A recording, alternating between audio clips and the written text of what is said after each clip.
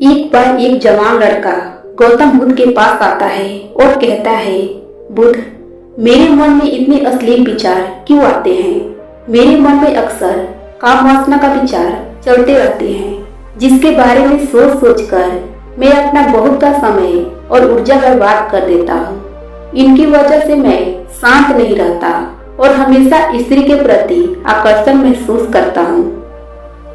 बुद्ध ने मुस्कुराते हुए कहा, क्या तुम्हें पता है काम वासना होती क्या है? लड़के ने कहा, बुद्ध, मुझे ये तो नहीं पता कि काम वासना का मतलब क्या है, लेकिन ये जो कुछ भी है बहुत बुरी है। बुद्ध ने कहा, सबसे पहले तो तुम ये समझो कि प्राकृतिक रूप से जो भी हमारे अंदर है ये बुरा नहीं है। हमारे जीवन में उसकी कुछ न कुछ जरूरतें हैं। वासना एक प्रकार की भावना है जो हमें किसी न किसी चीज की कमी का एहसास दिलाती है।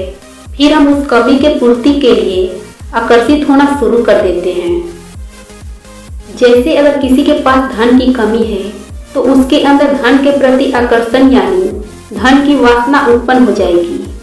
तो वासना कुछ और नहीं बल्कि एक प्रकार की कमी, एक प्रकार की जरूरत का एहसास है, और जब ये जरूरत शारीरिक हो तो हम इसे काम वासना कह देते हैं।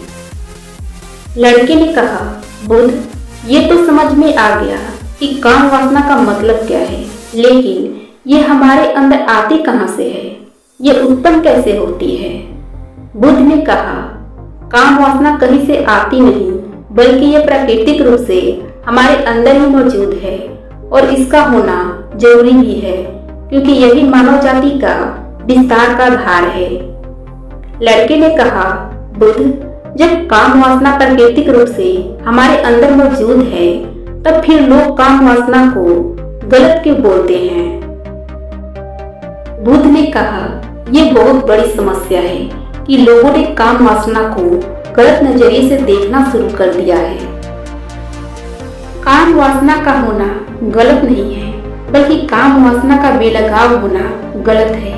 केवल उसी के बारे में हमेशा सोचना, केवल उसी के लिए जीना, केवल उसी को अपने जीवन का लक्ष्य बना लेना गलत है। बुद्ध ने लड़के से पूछा, तुम्हें क्या लगता है, क्या जानवरों को भी काम वासना होता है? लड़के ने कहा, हाँ बुद्ध, जरूर होती है, क्योंकि आखिर जानवरों को भी तो अपनी पीढ़ी आगे बढ़ानी है। बुद्ध ने कहा, कि हम जानवरों की काम वासना को गलत क्यों नहीं कहते? लड़के ने कहा, पता नहीं, आप ही बताइए।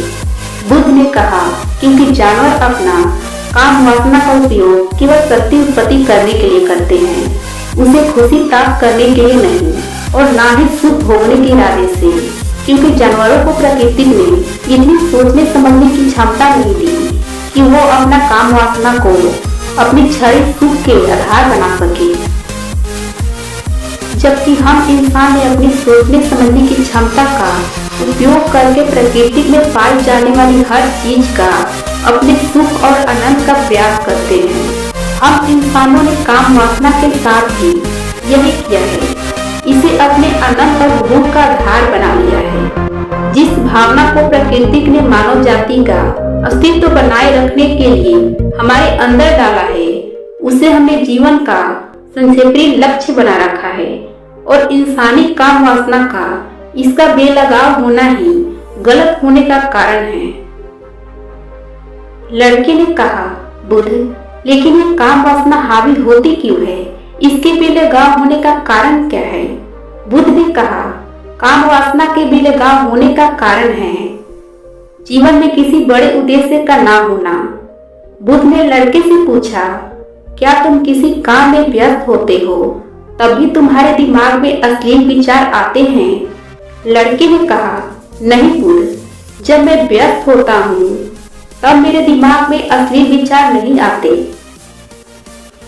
बुद्ध ने कहा, हमारा दिमाग केवल एक बार में एक ही चीज के लिए सोच सकता है, इसलिए जब हमारे दिमाग में कोई दूसरा विचार चल रहे होते हैं तो अश्लील विचार आ ही नहीं सकते। अगर हमारे जीवन में कोई बड़ा और संपन्न लक्ष्य है, तो अगर हम उस लक्ष्य के प्रति पूरे तरीके से समर्पित हैं तब हमारे पास सोचने का भी इतना समय नहीं होगा कि हम फालतू विचार मन में धारण कर सके। और अगर ऐसे विचार उठते भी हैं तो हमारे मजबूत लक्ष्य के विचार इन्हें आसानी से हमारे मन से विस्थापित कर देंगे।